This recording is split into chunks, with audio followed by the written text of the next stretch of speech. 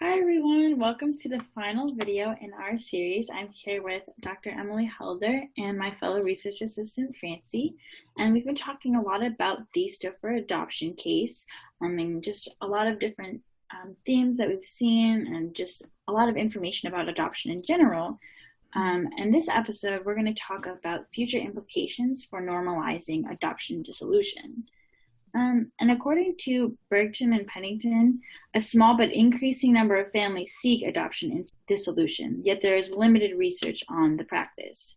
So what type of research do you think still needs to be done on adoption dissolution? And why is it typically difficult to study? And how do you think it could be studied? Mm-hmm. Yeah. So I think the gaps that we have, and I should say, one researcher, Jesus Palacios from Spain, is really a good resource to look at his work. He has a chapter, again, in our handbook of adoption that I'll draw on heavily. So if you want more, read that chapter. But a lot of the gaps that he identifies are with understanding instability prior to dissolution. So like, how can we maybe figure out which families are at risk and help support them, to be able to prevent dissolution. We probably have the most research about what kind of child characteristics increase risk for dissolution, but we need a lot more research on parent factors and then social support factors or agency factors that contribute. Really, ideally, we would have studies that have a large group of adoptees, diverse, adoptees that we follow longitudinally over time and, really track in careful ways the stability and even informal ways that there might be breaks in that relationship, because that would give us, those kinds of studies would give us better numbers and better information about early things that we might be able to identify to really help prevent that. So those are the kind of studies, but it's just hard to do that because, again, samples vary so much from each other. And so that means the prevalence will vary based on, which sample you're using, and people define it differently. So yeah, it's complicated. Yeah. And what role do you think that public policy should play in adoption dissolution? Yeah. So, really, the policies that are most important are when we want to decrease the number of placements that kids are in, right? So frequent residential moves is what increases risk for dissolution. So fewer placements are better, younger age at placement, so fewer experiences of neglect, deprivation, et cetera, before. Any policies that we can have about how to adequately assess families to make sure that they're really suitable fit for that child, are pretty crucial. So how can we identify policies that make those home studies and suitability assessments, go well? I think we need policies around preparing parents best for adoption and really helping them hear and understand what might be coming and prepare for that. And then any policies that we can have that increase how many adoption competent professionals we have, to really help if things get tough. We need people to help to intervene that can really prevent that. So one of the things that we've been talking about just informally before we were starting to make these videos is how adoption dissolution affects the adoption community at large, like, what kinds of reactions are people having? So I'd love to hear from you guys, what do you see, what have you seen in terms of people's reaction to this more public adoption dissolution? It was super interesting to first hear about this. The first time I heard about it was a friend that's also an adoptee sent me an Instagram account called Ban Micah Stauffer. And it just like posts a bunch of pictures about why what she did was bad and like all the kind of nuances in the situation and stuff, and how like none of it was acceptable.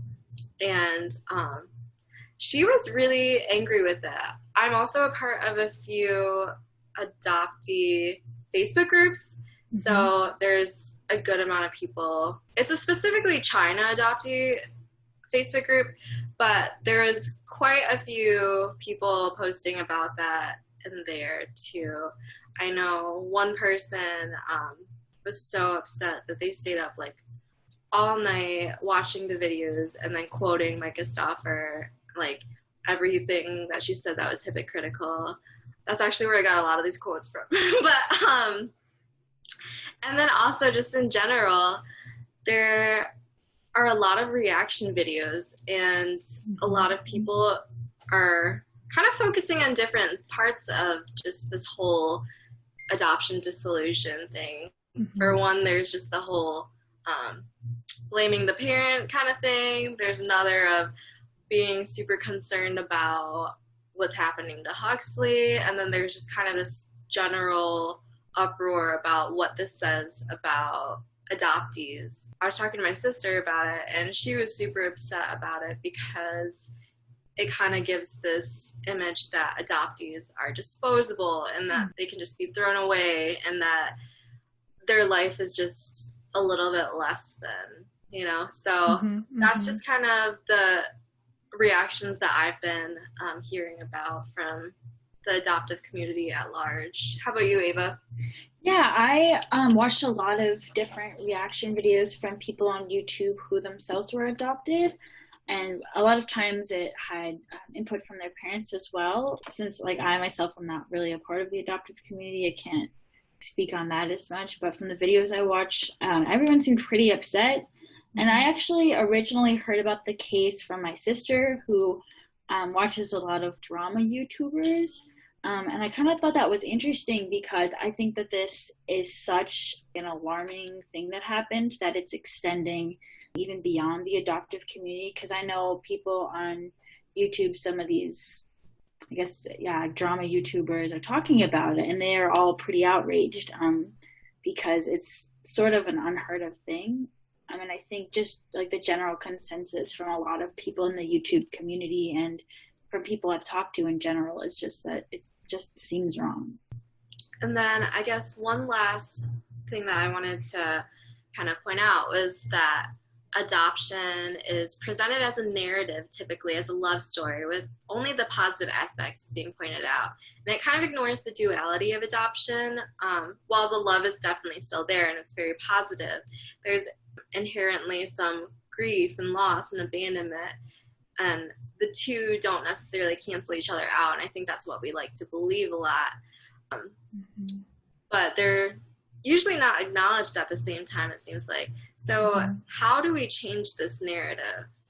Yeah, I mean, I would say hopefully with these videos, you know, is like a good first step. We really want to, I think, have good information out there about what adoption really is in all its complexity and all its, you know, kind of messiness, that it's a complex process. I mean, even if we like zoomed out even further, there's stuff we didn't even get into about race, class, and equities related to adoption and, you know, all sorts of stuff. So adoption is complicated. That would be kind of like the main message I would give. And, you know, we have to hold all those things. Like you said, Francie, we hold the love, we hold, you know, the other things too. Hopefully, I think adoption professionals, adoptees, you know, can continue to speak out and write about that duality, you know, that you talked about, and that becomes a part of the national conversation, that we don't, like you said, try to oversimplify it. Yeah. So I hope that these series of videos were helpful. They were really helpful for me, I think, preparing them in terms of processing the Stauffer case with you both. So I appreciate kind of all the time and effort that you put into kind of thinking about it together with me. Hopefully it's helpful for other people watching in. Thanks to both of you.